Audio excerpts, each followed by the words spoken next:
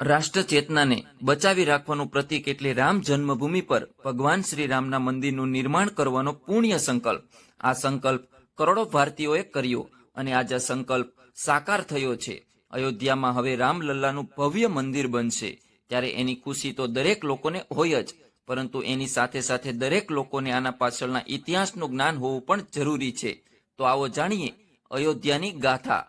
અયોધ્યાની ગૌરવ ગાથા ખૂબ જ પુરાણી છે. તેનો ઇતિહાસ ભારતીય સંસ્કૃતિનો ઇતિહાસ છે. વર્ષોથી આ નગર સૂર્યવંશના પ્રતાપી રાજાઓની રાજધાની રહ્યું છે. સૂર્યવંશ મહારાજા સગર, ભગીરથ તથા સત્યવાદી રાજા હરિશ્ચંદ્રની ગૌરવશાળી પરંપરા ઇતિહાસમાં અમર છે. અને આ જ મહાન પરંપરામાં શ્રીરામનો જન્મ થયો છે. 5 જૈન તીર્થકરોની જન્મભૂમિ પણ અયોધ્યા છે. ગૌતમ બુદ્ધની તપસ્થલી પણ અયોધ્યા છે. દત્તધાવન કુંડ અયોધ્યાની ધરોહર છે. ગુરુ નાનકે અહીં આવી શ્રીરામનું દર્શન પૂર્ણ સમર કર્યું છે. અહીં બ્રકુંડ ગુરુદ્વાર આવેલા છે. ભગવાન શ્રીરામની જન્મભૂમિ હોવાથી તે પવિત્ર એવી સપ્તપુરીઓમાંની એક મનાય છે. અહીંની સરયુ નદી પરના પ્રાચીન ઘાટો સદીઓથી ભગવાન શ્રીરામનું પુણ્ય સ્મરણ કરતા આવ્યા છે. માટે જ શ્રીરામ જન્મભૂમિ હિન્દુઓની આસ્થાનું પ્રતીક છે. વિશ્વ પ્રસિદ્ધ મ્યુઝિયમ સ્વિટ્ઝબર્ગ એટલસમાં વેદકાલીન, મહાભારતકાલીન 8મી થી 12મી, 16 અને 17મી સદી સુધીના ભારતના જે નકશા સંગ્રહાયેલા છે તેમાં પણ અયોધ્યાનો એક ધાર્મિક નગરી તરીકેનો ઉલ્લેખ છે. દેશના તમામ સંપ્રદાયો માને છે કે વાલ્મીકી રામાયણમાં જે અયોધ્યાનું વર્ણન છે તે આ જ અયોધ્યા છે. ભૂતકાળમાં અયોધ્યામાં રામ જન્મભૂમિ પર એક વિશાળ રામ મંદિર હતું, પરંતુ મધ્યયુગમાં ઇસ્લામિક કટ્ટરવાદી આક્રમણખોર બાબરે અહીં આક્રમણ કરી મંદિરને ધ્વજ કર્યું હતું. બાબરના જ કહેવાથી તેના સેનાપતિ મીર બાકીએ સદીઓ જૂના આ મંદિરને સ્થાને મસ્જિદની જેવી એક ઇમારતનું નિર્માણ કર્યું હતું. 1528માં આચરાયેલા આ કૃકૃત્ય હિન્દુ સમાજના માથે સદા સદાને માટે કલંક બની ચોંટી ગયું છે. ત્યારે શ્રીરામ જન્મભૂમિ પર આપણા સૌના આરાધ્ય દેવ ભગવાન શ્રીરામના મંદિરનું નિર્માણ આ કલંકને ધોવાનો એકમાત્ર ઉપાય છે. રામ મંદિરનું નિર્માણ હિન્દુ સમાજમાં આસ્થા ટકાવી રાખવા તેમજ ભાવિ પેઢીને પ્રેરણા પૂરી પાડવા માટે અતિ મહત્વનું છે. રામ જન્મભૂમિને પોતાના કબજામાં લેવા માટે હિન્દુ સમાજ છેક 1528થી સતત સંઘર્ષ કરતો આવ્યો છે. ઈસવીસન 1528થી 1949 દરમિયાન આ સ્થળને પ્રાપ્ત કરવા માટે હિન્દુ સમાજ દ્વારા 76 જેટલા યુદ્ધ કરવામાં આવ્યા છે. આ સંઘર્ષમાં ભલે હિન્દુ સમાજને ધારી સફળતા નથી મળી, પરંતુ એક હકીકત એ પણ છે કે આટલા લાંબા સમયગાળા દરમિયાન હિન્દુ સમાજે ક્યારેય હિંમત પણ હારી નથી અને આક્રમણકારીઓને ક્યારેય ચેનથી બેસવા દીધા નથી. હિન્દુ સમાજ તેની પ્રત્યેક લડાઈ બાદ રામ જન્મભૂમિ પર કબજો મેળવવાની દિશામાં એક ડગલું આગળ વધ્યો છે. અને એમાં પણ 1934નો સંઘર્ષ જગ જાહેર છે, જ્યારે અયોધ્યાવાસીઓ દ્વારા મસ્જિદ પર હુમલો કરી મસ્જિદના ઘણા ખરા ભાગને નુકસાન પહોંચાડ્યું હતું. અત્યાર સુધી થયેલા આ તમામ સંઘર્ષોમાં લાખો રામ ભક્તોએ પોતાના સર્વસ્વની આહુતિ આપી દીધી છે. 6 ડિસેમ્બર 1992ના રોજ આ સંઘર્ષ તેના અંતિમ ચરણમાં ત્યારે પહોંચ્યો જ્યારે દેશભરમાંથી આવેલા લાખો સ્વયંસેવકોએ ગુલામીના પ્રતીક સમાન 3 ગુંબજવાળી મસ્જિદ સમાન લાગતી એ ઇમારતને જમીનદોસ્ત કરી દીધી અને આ રીતે અયોધ્યામાં રામ મંદિર નિર્માણનો માર્ગ મોકળો થયો.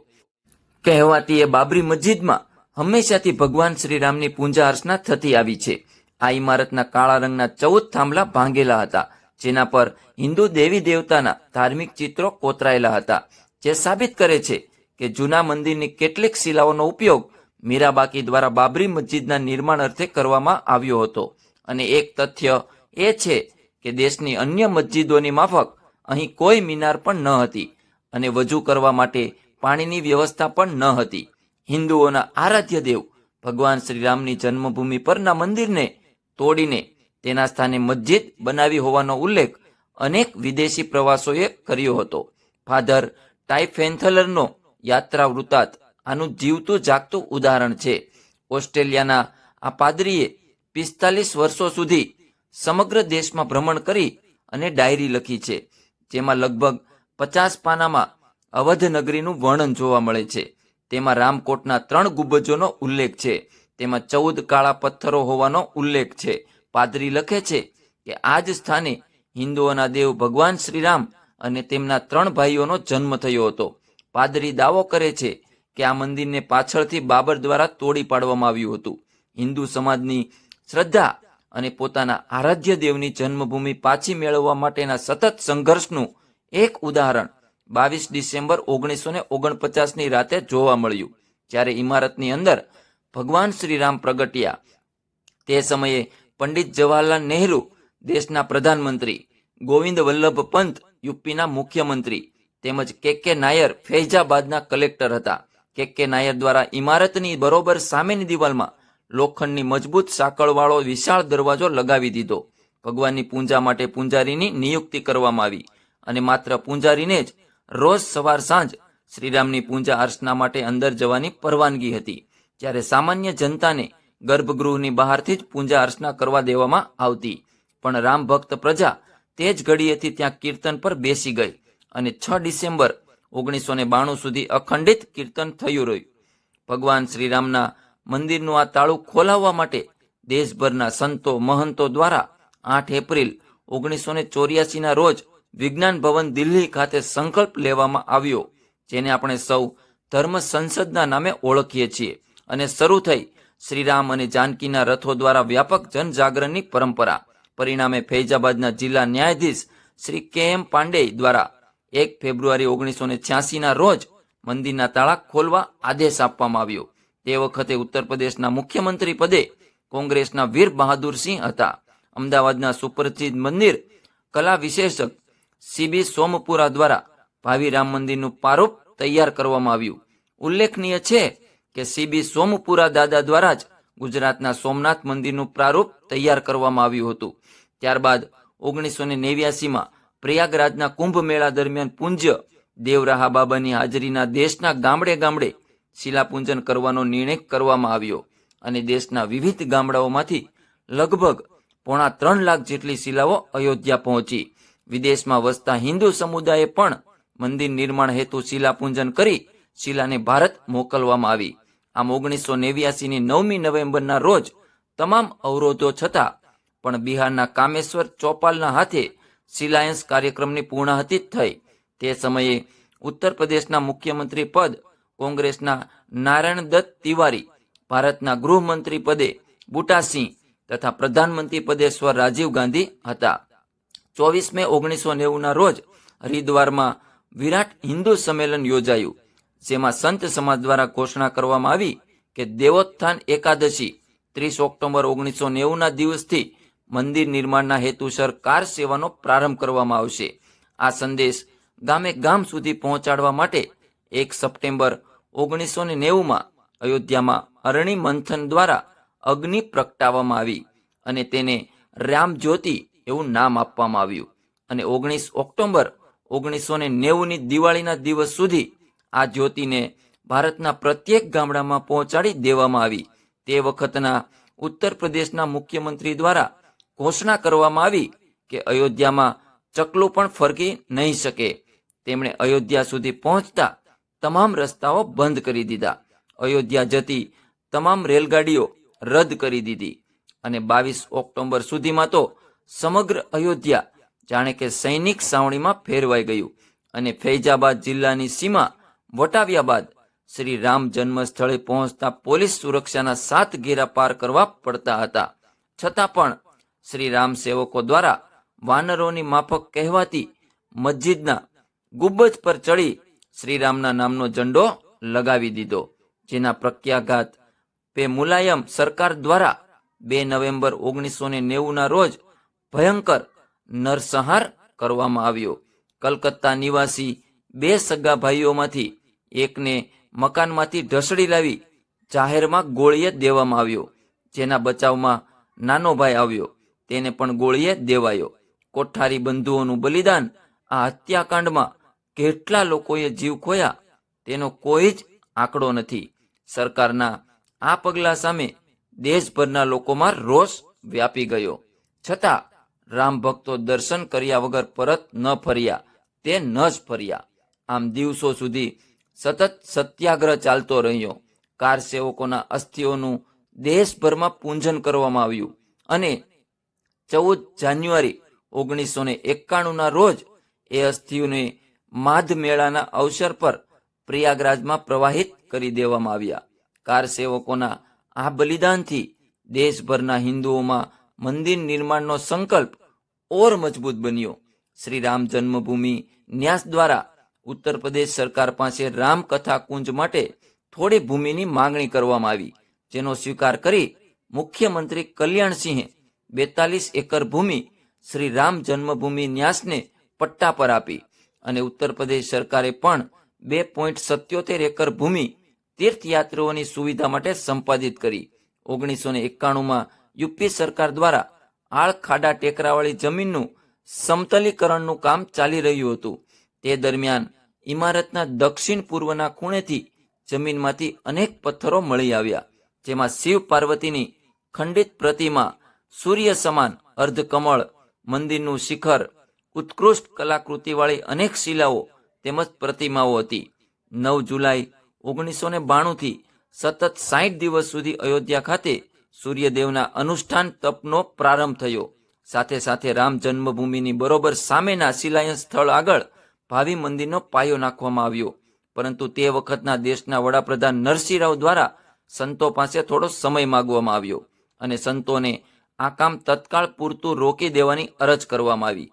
તેનો સ્વીકાર કરી સંત સમાજે સ્થળેથી થોડા અંતરે નિર્માણ પામી રહેલ શેષાવતાર મંદિર નિર્માણના કામમાં લાગી ગયો. રામાયણ અનુસાર નંદીગ્રામ ખાતે ભરત દ્વારા 14 વર્ષ વનવાસી રૂપમાં રહી અયોધ્યાનું શાસન ભગવાન શ્રીરામની પાદુકાના માધ્યમ થકી ચલાવવામાં આવ્યું હતું. આ જ જગ્યાએ 26 સપ્ટેમ્બર 1992ના રોજ શ્રીરામની પાદુકાઓનું ફરી એકવાર પૂજન કરવામાં આવ્યું. ત્યારબાદના ઓક્ટોબર માસ દરમિયાન દેશના ગામડે ગામડે શ્રીરામની પાદુકાનું પૂજન કરી જનજાગૃતિ ચલાવવાનું અભિયાન ચલાવવામાં આવ્યું.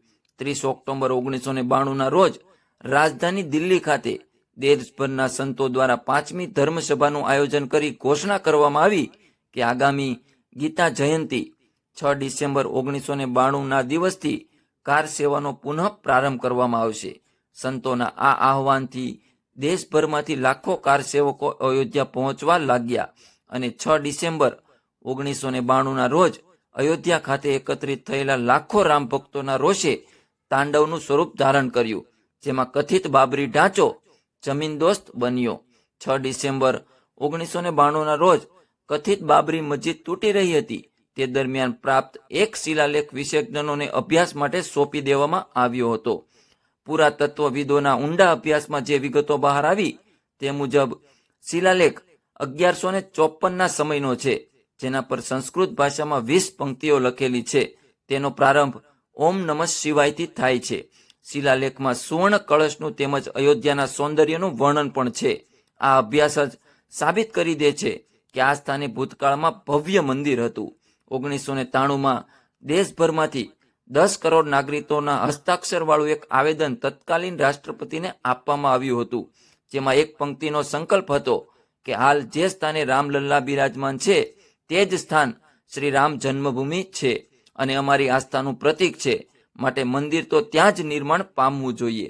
શ્રી રામ જન્મભૂમિ મેળવવા માટેનું આ અભિયાન આઝાદી બાદ તત્કાલીન ગૃહમંત્રી સરદાર વલ્લભભાઈ પટેલના દેશભરમાંથી ગુલામીની ચાડી ખાતા પ્રતીક ચિહ્નો હટાવવાના સંકલ્પ જેવું જ હતું.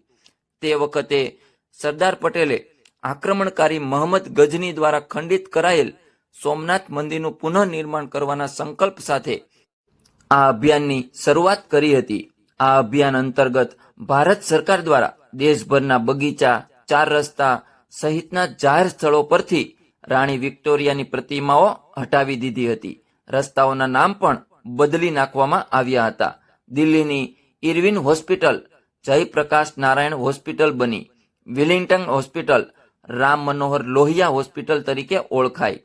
તેવી જ રીતે મિન્ટો બ્રિજને શિવજી પુલ નામ આપવામાં આવ્યું. વિવિધ રાજ્યો જેવા કે બોમ્બેનું મુંબઈ, મદ્રાસનું ચેન્નઈ, કલકત્તાનું કોલકાતાનું નામાકરણ કરી દેવામાં આવ્યું હતું.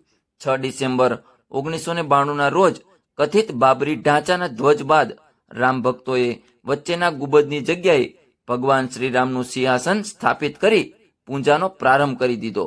ત્યારબાદ લાખો રામ ભક્તો દ્વારા 36 કલાકમાં અને એ પણ કોઈ પણ પ્રકારના ઓછા છેરો વગર પોતાના હાથથી તે સ્થાનની ચારે બાજુ દિવાલો ઊભી કરી ઉપર કપડાની છત બનાવી દેવામાં આવી. રામ ભક્તો દ્વારા 5-5 ફૂટ ઊંચી અને 25 ફૂટ લાંબી અને 25 ફૂટ પહોળી દિવાળો ચણાઈ અને આ રીતે બની ગયું રામલલ્લાનું મંદિર. આજે પણ તે જગ્યાએ પૂજા અર્ચના થઈ રહી છે. બસ હવે ત્યાં ભગવાન શ્રી રામનું ભવ્ય મંદિર બાંધવાનું બાકી છે. ન્યાયાલય દ્વારા દર્શનની પુનઃ અનુમતિ કથિત બાબરી ધ્વજની ઘટના બાદ સરકાર દ્વારા 8 ડિસેમ્બર 1992ની વહેલી સવારથી જ સમગ્ર અયોધ્યા શહેરને કર્ફ્યુયુત ગ્રસ્ત જાહેર કરી દેવામાં આવ્યું હતું અને રામ મંદિર પરિસર સુરક્ષા દળોના હાથમાં સોંપી દેવામાં આવ્યો હતો. પરંતુ ભારતીય સુરક્ષા દળના જવાનો જ ખુદ અહીં ભગવાન શ્રીરામની પૂજા કરી રહ્યા હતા. ત્યારબાદ હરિશંકર જૈન નામના એક વકીલ દ્વારા હાઈકોર્ટમાં અપીલ કરવામાં આવી કે અમારા ભગવાન ભૂખ્યા છે, માટે તેમના રાજભોગ માટે અમને પૂજનની અનુમતિ આપવામાં આવે. પરિણામે 1 જાન્યુઆરી 1993ના રોજ ન્યાયમૂર્તિ હરિનાથ તિલહરી દ્વારા રામ ભક્તોને રામલલ્લાના દર્શન પૂજન માટે અનુમતિ આપવામાં આવી. કથિત બાબરી ધ્વજની ઘટના બાદ 1993માં તત્કાલીન રાષ્ટ્રપતિ દ્વારા બંધારણની કલમ 143 અંતર્ગત સુપ્રીમ કોર્ટને એક પ્રશ્ન પૂછવામાં આવ્યો હતો કે ઇમારતની જગ્યાએ 1528 પહેલા કોઈ મંદિર હતું?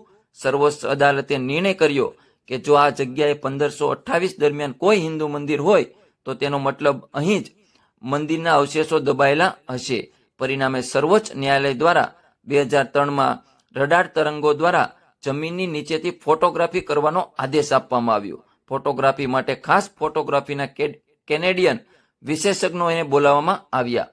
ફોટોગ્રાફીમાં પણ જમીનમાં ઊંડે નિર્માણના અવશેષો હોવાનું બહાર આવ્યું. પરિણામે અદાલત દ્વારા અહીં ખોદકામ કરવાનો આદેશ આપવામાં આવ્યો.